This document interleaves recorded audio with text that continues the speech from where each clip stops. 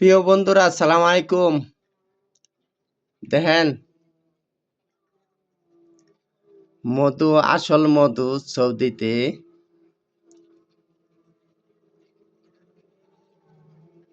কেমন কত কষ্ট করে সংগ্রহ করে মৌমাছিতে, তেমনি করে আমাদের প্রবাসীর ভাই বোন যে সবাই টাকা, ডলার, রিয়াল সংগ্রহ করে, কিন্তু তাদের উপর অনেক অত্যাচার হয় এয়ারপোর্টের থেকে। কিন্তু একটা কথা মনে রাখবেন, আল্লাহ ছাড় দেয় কিন্তু ছাইড়া দেয় না। প্রবাসীদের উপর একমাত্র আল্লাহ ভরসা। আপনারা সবাই লাইক, শেয়ার, কমেন্ট করবেন। আমার অনেক ঠান্ডা লেগে গেছে। ভালো থাকবেন, সুস্থ থাকবেন। লাইক, শেয়ার, কমেন্ট করবেন ইনশাল্লাহ।